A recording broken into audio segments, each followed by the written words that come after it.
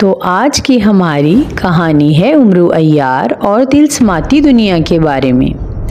रात के साए गहरे हो चुके थे। चांदनी वादी पर एक पुरअसरार रोशनी फैल रही थी। उमरू अय्यार अपनी जंबील संभाले एक खुफिया दरवाजे की तलाश में था। उसने बहुत से मार्केसर किए थे, मगर आज का सफर सबसे अनोखा था। इसे एक ऐसी दुनिया में जाना था जहां तिलस्मात का राज था और वहां से एक नायाब जादुई पत्थर हासिल करना था जिसकी ताकत बेमिसाल थी। उमरू एक कदीम खंडर में पहुंचा जहां पत्थरों पर अजीबोगरीब निशानात थे। अचानक एक पत्थर हरकत में आया और एक खुफिया दरवाज़ा नमूदार हुआ। जैसे ही उमरू ने दरवाजे में कदम रखा, उसे एक रोशन और पुरअसरार दुनिया में पाया। आसमान में रंग बिरंगी रोशनियों का रक्स था और ज़मीन पर ऐसे अजीबोगरीब दरख्त थे जो खुद ब खुद हरकत कर रहे थे। चंद कदम चलने के बाद एक अजीब मखलूक इसके सामने आई। वो आधा इंसान और आधा सांप थी, जिसकी आंखें अंगारों की तरह दहक रही थी। इसने अपनी सरसराहट भरी आवाज़ में कहा, ए अजनबी, तू कौन है और यहाँ क्यों आया है? उमरू ने ज़ेरे लब मुस्कुराते हुए कहा, मैं एक मुसाफिर हूँ और मुझे एक नायाब जादुई पत्थर की तलाश है। मखलूक ने कहका लगाया और कहा, यहाँ हर चीज़ कीमत मांगती है और इस दुनिया में कोई चीज़ आसानी से नहीं मिलती। मखलूक ने उमरू को एक दरख्त की तरफ इशारा किया जिस पर सुनहरी दरवाज़ा लगा था। ये उमरू, यहाँ दाखिल होने के लिए तुझे अपनी सबसे कीमती चीज़ कुर्बान करनी होगी।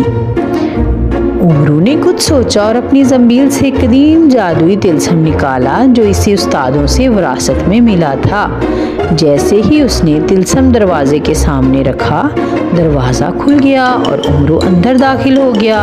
अंदर दाखिल होते ही वो एक बड़े किले के सामने खड़ा था जहाँ के दरो दीवार सोने से चमक रहे थे। किले के अंदर दाखिल होते ही उसने एक जादूगर को देखा जो हवा में मुअल्लिक था और एक कदीम किताब पढ़ रहा था।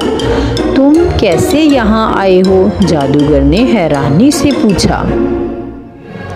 उमरू ने मुस्कुराते हुए कहा, मैं अपनी किस्मत आजमाने आया हूँ और जादुई पत्थर की तलाश में हूँ। जादूगर ने कहा, अगर तुम ये पत्थर चाहते हो तो तुम्हें 3 आजमाइशों से गुजरना होगा। अब उमरू को एक ऐसे कमरे में भेजा गया जहां हर तरफ आईने लगे हुए थे। जैसे ही वो अंदर दाखिल हुआ, इन आईनों से इसके कई अक्स नमूदार हुए, मगर इनमें से एक अक्स असल नहीं था बल्कि एक मकार जिन था जो उमरू की नकल उतार रहा था। उमरू ने अपनी जहानत से असल अक्स पहचान लिया और इस पर जादुई पानी छिड़का जिससे वह जिन राख में तब्दील हो गया।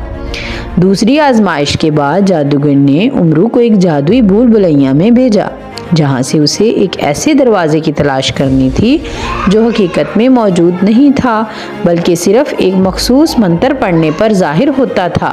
उमरू ने अपनी जंबील से एक कदीम कागज़ निकाला जिस पर वो मंत्र लिखे थे। जैसे ही उसने मंत्र पढ़ा, दरवाज़ा नमूदार हो गया और वो इसमें दाखिल हो गया। जब उमरू तीसरी आजमाइश में कामयाब हुआ तो जादूगर ने इसे दाद दी और जादुई पत्थर हवाले कर दिया।